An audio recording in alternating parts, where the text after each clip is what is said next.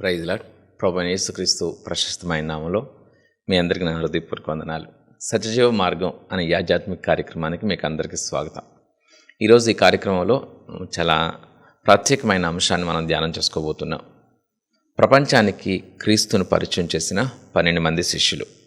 ఈ శిష్యుల గురించి, ఎలా ఈ ప్రపంచానికి వారు క్రీస్తుని పరిచయం చేశారనే విషయాల గురించి మనం ధ్యానం చేసుకోబోతున్నాం. ఆసక్తిగా, జాగ్రత్తగా ఆ మాటలు వినడానికి ప్రయత్నం చేద్దాం. చిన్న ప్రార్థన చేసుకుని ముందుకు కొనసాగుదాం. మహాగణుడు, పరిశుద్ధుడైన మా ప్రభువా, మీకు స్తుతులు స్తోత్రాలు చెల్లిస్తూ ఉన్నాం. మాట్లాడే దేవుడు నాయన, మేము జ్ఞానాన్ని పొందుకోవాలి. ఎదుగో నాయన, చాలా విషయాలు మేము తెలుసుకుని అర్థం చేసుకుని మా హృదయంలో భద్రపరుచుకున్నట్టు ద్వారా ఎదుగో నాయన, అపవాది మమ్మల్ని మోసగించుకున్నట్లు మేము జాగ్రత్త పడడానికి మాకు అవకాశం ఉంటుంది. మీరు మాతో మాట్లాడండి, మా హృదయాలని జ్ఞానంతో నింపమని ప్రభువైన యేసు నామములో ప్రార్థించి వేడుకొంచున్నాను తండ్రి. ఆమేన్. ప్రియులారా, మరొకసారి మీ అందరికీ నా హృదయపూర్వక వందనాలు. మనం యేసు ప్రభుని ఎందుకు నమ్ముకున్నాం, ఎందుకు ఆయన్ని వెంబడిస్తున్నాం అని ప్రశ్న వేసుకుంటే, ఒకవేళ ఎవరినైనా ప్రశ్న వేస్తే, ఇదిగోండి నాకు ఇలాంటి సమస్య వచ్చింది, ఆ సమస్యలో నా సహోదరో లేకపోతే నా స్నేహితురాలో, నా స్నేహితుడో, నా బంధువులో ఎవరో ఇలా దేవుడు మేలు చేస్తాడని చెప్పారు. వారి మాట నమ్మి నేను చర్చికి వెళ్ళడం మొదలెట్టాను, యేసుప్రభుకి ప్రార్థన చేయడం మొదలెట్టాను, నా సమస్య తగ్గింది, అందుకని నేను యేసుప్రభుని వెంబడిస్తున్నాను అంటారు. అలాగే అనేక రకాల సమస్యల్లో వారు పడినప్పుడు, అనేక రకాల బాధల్లో చిక్కుకుని, వేదనలో, నిట్టూర్పుల్లో, నిస్పృహల్లో చింతిస్తున్నప్పుడు వారు దేవుని ప్రేమ వారికి పరిచయమై యేసుప్రభుని తెలుసుకోవడం జరుగుతుంది, వారు ప్రార్థించడం జరుగుతుంది, వారు మేలు పొందుకోవడం జరుగుతుంది, యేసుప్రభుని వెంబడించడం జరుగుతుంది. కానీ ఆ యేసుప్రభుని ఆ యొక్క మేలుల కొరకు, మేలులు జరిగినాయి అని మాత్రమే వెంబడిస్తూ ఉంటే, జీవితకాలమంతా అలాగే మన ఆత్మీయ ప్రయాణం కొనసాగుతూ ఉంటే, యేసుప్రభు గురించి పరిపూర్ణంగా అర్థం చేసుకోకపోతే ఒక్కొక్కసారి మన భక్తిలో పడిపోవడానికి, కూలిపోవడానికి అవకాశం ఉంటుంది. అంటే సమస్యలు వచ్చినప్పుడు, ఇబ్బందులు కలిగినప్పుడు అపనమ్మకంతో, అవిశ్వాసంతో నింపబడటానికి, యేసుప్రభుని విడిచిపెడటానికి ఎక్కువ అవకాశాలు ఉంటాయి. ఎందుకు ఈ విషయాల్ని మనం ధ్యానం చేయాలంటే, ఖచ్చితంగా ధ్యానం చేయాలి. యోబు దేవుడిచ్చును దేవుడే తీసుకొనినా అన్నట్లుగా, యెహోవా ఇచ్చును యెహోవా తీసుకొనినని యోబు చెప్పాడు. అంటే యోబుకి దేవుని మీద నమ్మకం, దేవుని మీద పరిపూర్ణమైన విశ్వాసం. అలాగే మనకు కూడా పరిపూర్ణమైన విశ్వాసం ఉన్నప్పుడు, యేసుప్రభుని పరిపూర్ణంగా నమ్మినప్పుడు మన నమ్మకం ఎలా ఉండాలంటే కాంక్రీట్లా ఉండాలి. యేసుప్రభు గురించిన మన నమ్మకం, మన నమ్మిక, మన విశ్వాసం, మన భక్తి కాంక్రీట్లా ఉండాలి. మట్టితో ఇల్లు కడితే, మట్టిలో కడితే వర్షం వచ్చినప్పుడు అది కూలిపోయే అవకాశం ఉంటుంది. కాంక్రీట్తో కట్టినప్పుడు మరి అది కూలిపోకుండా ఉంటుందని దేవుని యొక్క వాక్యం చాలా స్పష్టంగా చెప్తుంది. మన నమ్మిక, మన విశ్వాసం కాంక్రీట్ లాగా ఉండాలి. అంటే ఎప్పుడు ప్యాక్ మ్యాడ్లాగా ఉండకూడదు. కొంతమంది విశ్వాసం ప్యాక్ మ్యాడ్లాగా చాలా ఎక్కువ, చాలా అంతస్తులు కట్టేస్తారు, గాలి వస్తే జస్ట్ కూలిపోద్ది. అలాగే మరి మట్టిల్లు పెద్ద వానపోటుకి అది కూడా కూలిపోయే అవకాశం ఉంటుంది. కాంక్రీట్తో, స్ట్రాంగ్ కాంక్రీట్ని తీసుకుని మనం పొలుగుతో పొడవాలని చూసినా కూడా ఆ పొలుగు ఆ కాంక్రీట్లో దిగదు, ఆ కాంక్రీట్ పగలదు. అంటే ఎంత లావు శ్రమ వచ్చినా కూడా వారి విశ్వాసం చాలా చెదరవదు. అంటే మనకేం తెలియాలి? వాక్యం తెలియాలి. ఏం అర్థం చేసుకోవాలి? వాక్యాన్ని అర్థం చేసుకోవాలి. వాక్యం అంటే ఏంటంటే, మనకి ఒక వ్యక్తి, ఒక రైటర్, ఒక రచయిత మాత్రం కూర్చుని రాసేసింది కాదండి బైబిల్. తనకు తోచిన భావాలు, తనకు తోచిన మంచి విషయాలు అన్నిటిని క్రోడీకరించి రాసేసిన గ్రంథం కాదు అది చరిత్ర. బైబిల్లో ఏముందంటే భూత, వర్తమాన, భవిష్యత్ కాలాలు ఉన్నాయి. జరిగిపోయిన హిస్టరీ, చరిత్ర అంతా ఉంది. రాజుల గురించి ఉంది, అలాగే యేసుప్రభు గురించి, యేసుప్రభు శిష్యుల గురించి, యేసుప్రభుతో ఎన్కౌంటర్, యేసుప్రభుతో ఎదురుపడి, యేసుప్రభుతో ఎదురాడి ఉన్న వ్యక్తుల గురించి రాయబడి ఉంది. యేసుప్రభు ఉన్న కాలంలో ఆ యొక్క పరిసరాలు, ఆ యొక్క నాగరికతలు ఎలా ఉన్నాయో రాయబడి ఉంది. అప్పటి నాగరికతలు, అప్పటి విధి విధానాలు, అప్పటి ఆలోచన శైలి, ఇదంతా కూడా బైబిల్లో మనకి దొరుకుతుంది. యేసుప్రభు పుడతాడని, కన్య గర్భాన్ని జన్మిస్తాడని పాత నిబంధనలో ప్రాఫెసీస్, ప్రవచనాలు ఆయన పుట్టక మునిపే. అలాగే సృష్టి ఆరంభము, ఏమండి సృష్టి ఎలా ఆరంభమైంది, ప్రస్తుతం ఏం జరుగుతుంది, ప్రస్తుత పరిస్థితుల గురించి చాలా 2000 సంవత్సరాల కంటే ముందు రాయబడిన ఈ గ్రంథం చాలా ప్రస్తుత పరిస్థితులను చాలా సవివరంగా ఎక్స్ప్లెయిన్ చేయడం, చాలా గ్రేట్. అలాగే జరగనున్న అనేక సంఘటనలను కూడా చాలా స్పష్టంగా బైబిల్ చెప్తుంది. అంటే భూత వర్తమాన భవిష్యత్ కాలాలని చాలా క్లారిటీగా బైబిల్ చెప్తుంది. అంతేకాక ఇది ఒక్క వ్యక్తి కూర్చొని రాసింది కాదు. చాలామంది వారి యొక్క వ్యక్తిగత జీవితాల్లో దేవుని అనుభవాలను, దేవుని చూసిన వారు రాసిన గ్రంథం. మత్తయి ఒక శిష్యుడు, యోహాను ఒక శిష్యుడు. ఈ మత్తయి, ఈ యోహానులు వారు స్వయంగా యేసుప్రభు గురించి రాశారు. యేసుప్రభు శిష్యుల్లో ఒక శిష్యుడు మత్తయి కదండి. ఆ మత్తయి ఎలాంటి వాడంటే జస్ట్ లైక్ జాతీయవాది, చాలా మంచి ఉద్దేశాలను కలిగి అనేక మందితో పోరాడి భయంకరంగా ఫైట్ చేసే నేచర్, చాలా కోపిష్టి. అలాంటి వ్యక్తి యేసుప్రభు మంచితనాన్ని, యేసుప్రభు గొప్పతనాన్ని తెలుసుకుని యేసుప్రభుకి ఆకర్షితుడై యేసుప్రభుని వెంబడించడం మొదలెట్టి తన యొక్క కర్కసత్వాన్ని, తన కోపాన్ని, అప్పటి పరిస్థితుల మీద, అప్పుడు పాలకుల మీద ఉన్న తన కోపాన్ని విడిచిపెట్టి తను ఒక మంచి వ్యక్తిగా తను క్రీస్తు కొరకు కష్టపడతాం అనేది చేశాడు. అలాగే క్రీస్తుతో కలిసి తిరిగాడు, కలిసి భోంచేశాడు. అలా యేసుప్రభు గురించి చాలా స్పష్టంగా తెలిసిన వ్యక్తి యేసుప్రభు గురించి రాస్తే నమ్మాలా వద్దా? ఇప్పుడు మీ గురించి మీ జీవిత భాగస్వామికి ఎక్కువ తెలుస్తుందా, నాకు ఎక్కువ తెలుస్తుందా? మీ గురించి మీ జీవిత భాగస్వామి, మీ భార్య లేకపోతే మీ భర్త మీ గురించి చెప్పాలంటే చాలా బాగా ఎక్కువ చెప్తారు, చాలా స్పష్టంగా క్లారిటీగా చెప్తారు.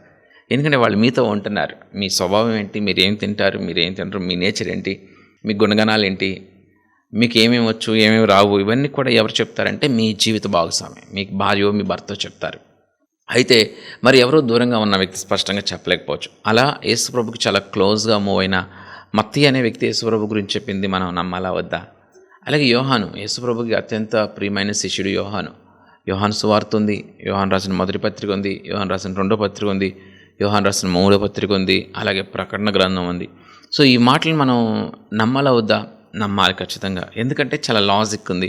ఆయనతో ఉన్నవారు వీరందరూ. ఆయన యేసుప్రభు కన్యగర్భాన్ని జన్మిస్తాడని రాసిన విధంగా, ప్రాఫెసీస్ ప్రవచనాలు ఉన్న విధంగా ఆయన కన్యగర్భాన్ని జన్మించారు. యేసుప్రభు జన్మించారు. ఆయన సిలువ వేయబడి 3వ దినాన్ని లేస్తాడు అని చెప్పి రాయబడినట్లుగా ఆయన లేచారు. ఆయన ఎముకల్లో ఏ ఎముక విరవబడదు అన్నట్లుగా విరవబడలేదు. ఇలాగ చూస్తూ ఉంటే అనేక ప్రాఫెసీస్ యేసుప్రభు దేవుడు చెప్పినట్లుగానే ముందు ఆ యొక్క నెరవేర్పుని మనం చూస్తూ ఉంటాం. అంటే ఈ విషయాల్ని మనం తెలుసుకుని యేసుప్రభుని వెంబడించడం ద్వారా ఎలా ఉంటుంది మన విశ్వాసం అంటే కాంక్రీట్లా ఉంటుంది. ఈ విషయాలను అర్థం చేసుకుంటూ మనం విశ్వసించాలి. సో చాలాసార్లు స్వస్థత పొందుకున్నాం, యేసుప్రభు స్వస్థపరిచే దేవుడు, యేసుప్రభు మేలులతో ఆశీర్వాదాలతో నింపే దేవుడు అని చెప్పే నువ్వు యేసుప్రభుని వెంబడిస్తూ ఉంటే యేసుప్రభు కొరకు కొన్ని సమస్యల్ని ఫేస్ చేయాల్సి వచ్చిన పరిస్థితులు కనిపిస్తూ ఉంటాయి. ఒక్కోసారి తెలిసి తెలియని అల్లరిముక్క, తెలిసి తెలియని దైవత్వం గురించి ఆలోచన లేని కొంత భావజాలం కలిగిన వ్యక్తులు చాలా ఇబ్బందులు పెట్టే పరిస్థితులు కనిపిస్తూ ఉంటాయి. అది కూడా తెలియకే చేస్తూ ఉంటారు. అందరినీ దేవుడు ప్రేమించమని చెప్తున్నాడు. ఎవరి మీద పగపడడం కానీ, ఎవరి మీద కక్ష తీర్చుకోవడం కానీ, మాటకి మాట చెప్పడం కానీ అలా చేయకూడదు. మాటకి మాట, గొడవకి గొడవ, కయ్యానికి కాల్దువే స్వభావం, ఇవి దేవుడు వద్దని చెప్తున్నాడు. అయితే అలాంటి పరిస్థితులు, అది అపవాది క్రియ. అది మనుషులను మీరు చూస్తే అలా ఎవరైనా మీ మీద తిరుగుబాటు చేస్తున్నప్పుడు వారిని చూడకండి, వారిని ప్రేమించండి. వారితో అలా చేపిస్తున్న అపవాది తంత్రాన్ని గ్రహించండి. కాబట్టి అపవాది తంత్రాన్ని మనం గ్రహించి దాన్ని ప్రార్థనతోనూ దేవునితోనూ మనం జయించాలి తప్ప మన స్వబుద్ధితోనో, సొంత ఆలోచనలతోనో, లేకపోతే సొంత కోప భావావేశాలతోనో కానే కాదు, లేకపోతే రాజకీయాలతో కానే కాదు. ఇలాగ కాదు. కానీ మనం దేవుని ప్రేమ చేత, దేవుని ఎడల భక్తి చేత, ప్రార్థన చేత మనం జయించగలిగే అవకాశం ఉంటుంది. ఎనీవే మనకి ముందు అదే కాదు, వ్యక్తిగతంగా సమస్యలు వచ్చినా, కొంతమందికి నష్టాలు కలిగినప్పుడు, శ్రమలు వచ్చినప్పుడు, ఇబ్బందులు వచ్చినప్పుడు అంటూ ఉంటారు, ఇంకెందుకండి దేవుడు అని ఎంత నేనున్నాను, ఎంత భక్తి చేశాను, ఎంత చక్కగా ప్రార్థన చేసుకుంటున్నాను, నేను మొన్న పాస్టర్ గారికి అలా చేశాను, నేను చర్చికి అది అవసరమైతే నేను నిలబడ్డాను, నేను చేశాను, ఇన్ని చేశాను, నాకు ఏ నష్టాలు వస్తున్నాయి, అన్ని నష్టాలు వచ్చేస్తున్నాయి, అన్ని రోగాలే, నా కుటుంబంలో నెమ్మది లేకుండా అయిపోతుంది అనుకుని దిగులు పడేవాళ్ళు చాలామంది ఉంటారు. అలా దిగులు పడుతున్నప్పుడు మరి ఏంటి, వారికి ఎలా అర్థం అవుద్ది దేవుని గురించి, యేసుప్రభు గురించి ఎలా అర్థం అవుద్ది, వాస్తవం ఎలా అర్థం చేసుకుంటారు, సత్యాన్ని ఎలా గ్రహించగలుగుతారు, అసలు యేసుప్రభుని పట్టుకున్నది, యేసుప్రభుని మనం వెంబడిస్తున్నది మనం త్యాగపూరితంగా జీవించడానికే, మనం లోకానికి ప్రేమను చూపించడానికి. అలాగే ఈ జీవితం అనంతరం మరొక జీవితం ఉంది, ఆ జీవితంలో ఆ దేవునితో పాటు మనం ఉండాలి, నరకాన్ని తప్పించుకోవాలి, మన పాపపు శిక్షను, భయంకరమైన శిక్షను తప్పించుకోవాలంటే యేసే మార్గం అని ఇప్పుడు అర్థమవుతుంది. యేసుప్రభు ఉన్నది రోగాలు తగ్గించడానికి, యేసుప్రభు ఉన్నది పిల్లలకి ఉద్యోగాలు ఇవ్వడానికి, వాళ్ళకి పెళ్ళిళ్ళు చేయడానికి, వాళ్ళకి పిల్లలు పుట్టించడానికైనా కాదు కండి. అవన్నీ దేవుడు చేసే మేలులే. కానీ ఏ మేలు చేసినా, ఏ మేలు చేయకపోయినా కూడా నీ జీవితంలోకి దేవుడు కష్టాలను అనుమతించవచ్చు. యేసుప్రభు దేవుడు నీ జీవితంలోకి కష్టాలను అనుమతించవచ్చు. ఒక వ్యక్తి చెప్తున్నాడు, ఏమని చెప్తున్నాడంటే, దేవుడు నీకు కిరీటం ఇవ్వాలనుకుంటే అమాంతం తీసుకొచ్చేసి ఆ కిరీటాన్ని నీ నెత్తి మీద పెట్టడు. దేవుడు నీకు ఆ కిరీటాన్ని ఇవ్వడానికి నీకు యుద్ధాన్ని ఇస్తాడు. ముందు ఆ యుద్ధాన్ని నీవు గెలిచి నీవు నిరూపించుకున్నప్పుడు ఆ కిరీటాన్ని ఇస్తాడు. దేవుడు కిరీటాన్ని ఇవ్వాలని నీ గురించి ఆలోచన చేశాడు. నీకు యుద్ధాన్ని ఇచ్చినప్పుడు నువ్వు యుద్ధం నుంచి పారిపోయో అని ఆ వ్యక్తి చెప్తూ ఉన్నప్పుడు చాలా వాస్తవం అనిపించింది కదా. మీరున్నారుగా, మనకంట దేవుడు కిరీటం ఇవ్వాలనుకుంటే, దేవుడు ఎక్కడికైనా హెచ్చించాలనుకుంటే, ఉన్నతమైన స్థితి మనకి ఇవ్వాలనుకుంటే అప్పనంగా తీసుకెళ్ళిపోయి ఆ కుర్చీలో కూర్చోబెట్టడు. దానికంటే ముందు నిన్ను ట్రైనప్ చేస్తాడు, నిన్ను నలుపుతాడు, నీకు శిక్షణ ఇస్తాడు, నీకు అలాంటి అనుభవ జ్ఞానం ఇస్తాడు.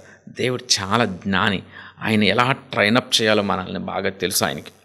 అలా యోసేపుని ట్రైనప్ చేసి కదా దేవుడు ముందుకు నడిపించాడు. మరి దావీదుని ట్రైనప్ చేసి కదా రాజుని చేశాడు. అలా యేసుప్రభు ఖచ్చితంగా ట్రైనప్ చేయొచ్చు. కాబట్టి దేవుడు ఖచ్చితంగా మనల్ని ట్రైనప్ చేయడానికి ఒక్కోసారి కష్టాలను మన జీవితంలోకి అనుమతించవచ్చు. అలాంటి పరిస్థితుల్లో ఒక్కోసారి తొలగిపోయే ప్రమాదం ఉంటుంది. కాబట్టే యేసుప్రభు గురించి, బైబిల్ గురించి, వాక్యం గురించి పర్ఫెక్ట్గా నేర్చుకోవడం అవసరం. నేర్చుకోవాలి. ఆయన దగ్గరకు రావాలి, వాక్యం చదవాలి, వాక్యాన్ని స్పష్టంగా వినాలి. కానీ మనకి సూతింగ్ వర్డ్స్, మనకి హ్యాపీనెస్ ఇచ్చే మాటలంటేనే చెవులు కోసుకుంటాం. ఆశీర్వాదాల గురించి వాక్యం చెప్తే చెవులు కోసుకుంటాం, ఉత్తేజింపబడతాం. మీరు కానుకలు ఇవ్వండి, మీరు దీవింపబడతారు, మీరు ఆశీర్వదింపబడతారంటే కానుకలు ఇచ్చేసేయాలి అని బాగా ఇన్స్పైర్ అయిపోతూ ఉంటాం. అంటే దీవింపబడడానికి, వ్యాపారంలో దీవింపబడటానికి, ఉద్యోగంలో దీవింపబడటానికి కానుకలు ఇస్తే దీవింపబడతాం, ఇది ఇస్తే దేవుడు నన్ను దీవిస్తాడనే ఆ స్పృహ ఎక్కువైపోతుంది. కానీ నేను మారితే దేవుడు సంతోషిస్తాడు, నేను నిజాయితీగా బ్రతికితే దేవుడు సంతోషిస్తాడు, నేను నీతిగా బ్రతికితే దేవుడు సంతోషిస్తాడు, నేను వాక్యానుసారంగా ఓర్పు సహనాలను కలిగి జీవిస్తే దేవుడు బలానా మంచి దాసుడు అంటాడు అనే స్పృహను విడిచి కేవలం ట్రేడింగ్, దేవునితో బిజినెస్, నేను నీ పని చేస్తాను, నువ్వు నా పని చేయన్నట్లు, నువ్వు చెప్పావుగా, దేవుడు చేస్తాడు ఖచ్చితంగా. గ్లాసులో మంచినీళ్ళు ఇచ్చినా వాడి ప్రతిఫలాన్ని కోల్పోడని దేవుని యొక్క వాక్యం చెప్తుంది. మరి ప్రభు కొరకు ప్రయాసపడింది వ్యర్థం కాదని దేవుని యొక్క వాక్యం చెప్తుంది. అవన్నీ కూడా సెకండరీ. వాటి గురించి మనం మన వ్యక్తిగత జీవితంలో మన భక్తిని మనం పర్ఫెక్ట్ చేసుకోవడానికి, అంటే పరిపూర్ణతలకు మనం నడిపింపబడటానికి వాటిని ఆధారం చేసుకుంటే మన పాపాలు మనతోనే ఉంటాయి. మన పాపపు నైజం, మన పాపపు ఆలోచనలు, పాపపు అలవాట్లు అన్నీ మనతోనే ఉంటాయి. మనం పరిశుద్ధపరచబడం, మనం విడుదల పొందాం. మనం విడుదల పొందాలంటే దేవుని యొక్క వాక్యాన్ని అర్థం చేసుకోవాలి. 12 మంది శిష్యులు ఉన్నారు యేసుప్రభుకి.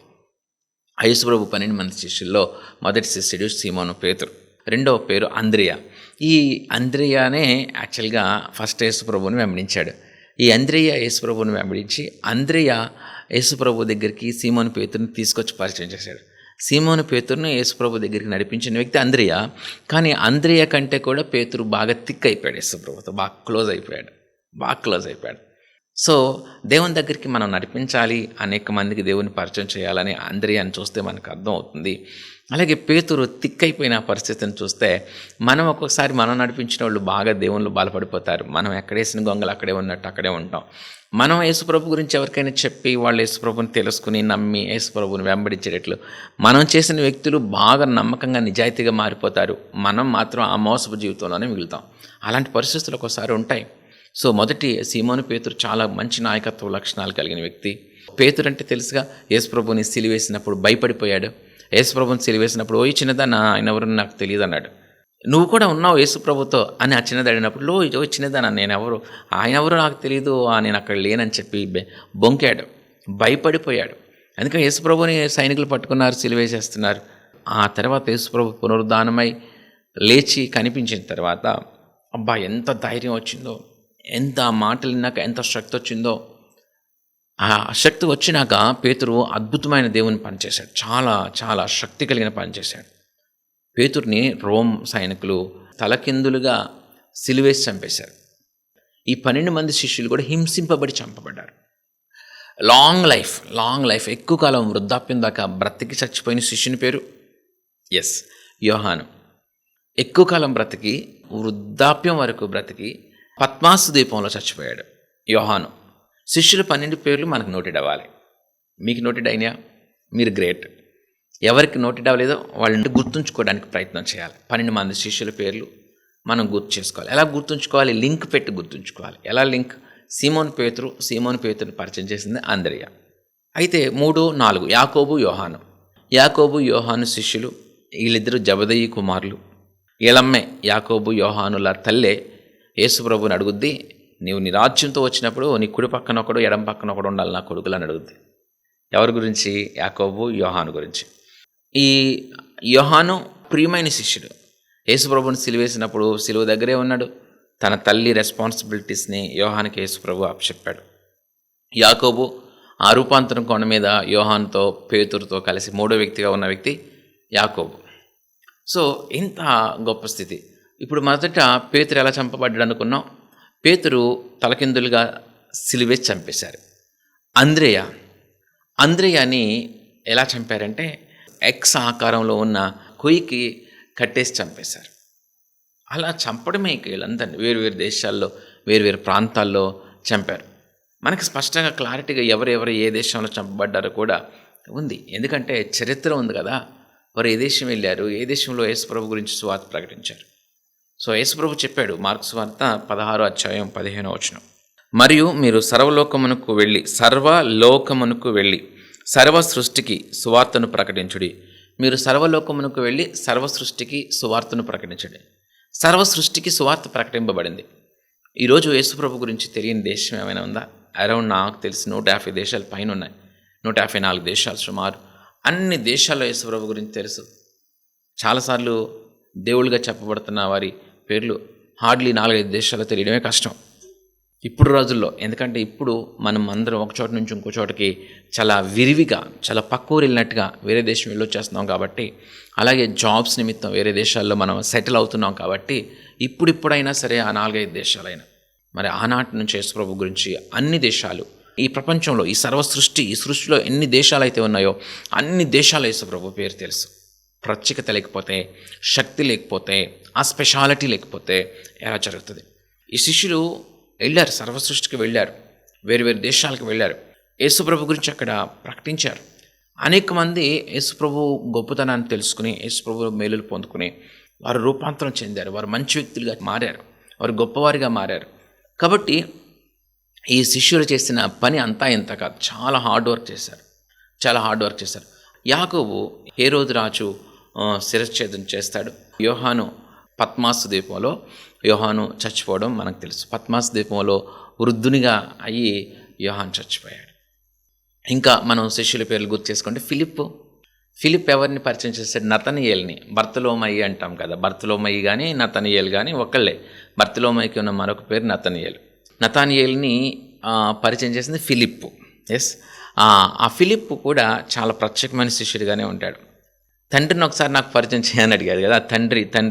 తండ్రి గురించి యేసుప్రభు ప్రార్థన చేయడం, ఇవన్నీ చూస్తున్న ఫిలిప్పు యేసుప్రభు కంటే తండ్రి గొప్పోడు అని చెప్పి, అయ్యా తండ్రిని ఒకసారి మాకు కనపరచు, మాకు అంతే చాలు అని అడిగిన శిష్యుడు ఫిలిప్పు. ఆ ఫిలిప్పుని యేసుప్రభు అంటాడు, ఆ మాటకు సమాధానంగా చెప్తారు, ఫిలిప్పు ఎంతకాలం నేను నీతోనే ఉన్నా నీవు నన్ను గుర్తెరగవా అని అడిగిన శిష్యుడు ఆ ఫిలిప్పు టర్కీ దేశం వెళ్ళాడు.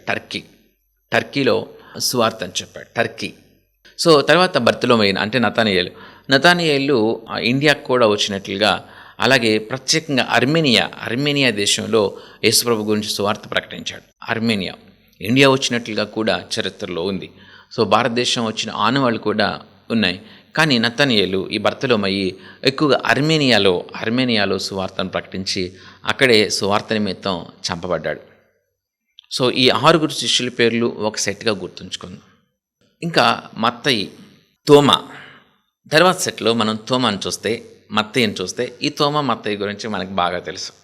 తోమా గురించి ఏం గుర్తొస్తుంది? తోమా గురించి ఏలిపెట్టి చూస్తే కానీ నేను నమ్మను అన్నాడు కదా. గాయాల్లో ఏలిపెట్టి చూస్తే కానీ నేను నమ్మనన్న తోమా ఇండియా వచ్చాడు. చెన్నైలో, కేరళలో సువార్త ప్రకటించాడు. బళ్ళెంతో పొడవబడి చంపబడ్డాడు. మత్తయి, ఇందటగా మనం చెప్పుకున్న మత్తయి గురించి. మత్తయి చాలా జాతీయవాది.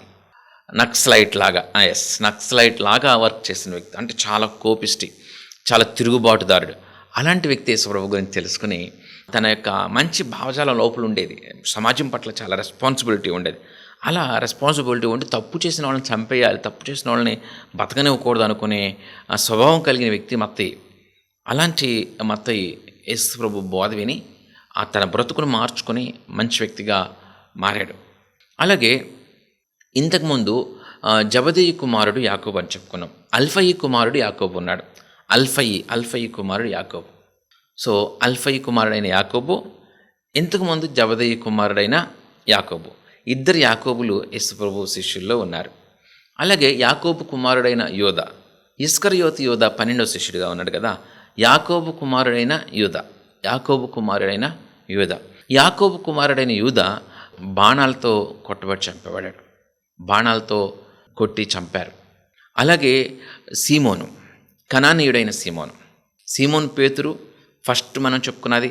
ఇప్పుడు కనానీయుడైన ఈ సీమోను చెప్పుకున్నాం చూసారా. ఈ సీమోను బ్రిటన్లో యేసుప్రభు సువార్త ప్రకటిస్తున్నప్పుడు అక్కడ రంపంతో చంపారు. సో అలాగే ఒక్కొక్క శిష్యుడు ఒక్కొక్క ప్రాంతంలో చచ్చిపోయారు.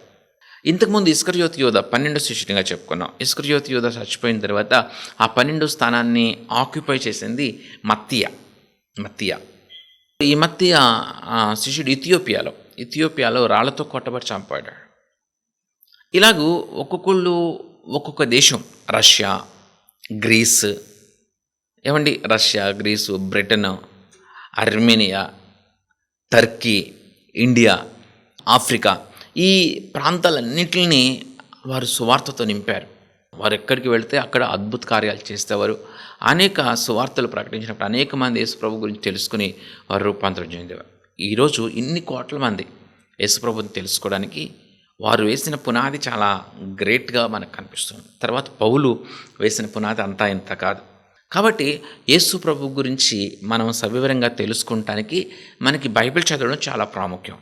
యేసు ప్రభు గురించి ఇంతగా వీళ్ళు తెలుసుకున్నారు కాబట్టి వాళ్ళ ప్రాణాలని పెట్టారు. ఈ 12 మంది శిష్యులు ఎన్ని తిప్పలు పడ్డారో మనకు తెలుసు, ఎన్ని ఇబ్బందులు పడ్డారు. 12 మంది శిష్యుల్లో 11 మంది అతి తీవ్రంగా క్రూరంగా చంపబడ్డారు. ఒక్క వ్యక్తి మాత్రం శిక్షను అనుభవిస్తూ పండు ముసలి దాకా, చాలా వృద్ధాప్యం వచ్చేదాకా బతికి చచ్చిపోయిన శిష్యుడు యోహాన్. ఆ యోహాన్ని చిన్నోళ్ళలా కనిపిస్తాడు యేసుప్రభుని సిలువేసినప్పుడు. కాబట్టి ప్రియులారా, ఈ 12 మంది శిష్యులు ప్రపంచానికి క్రీస్తుని పరిచయం చేశారు.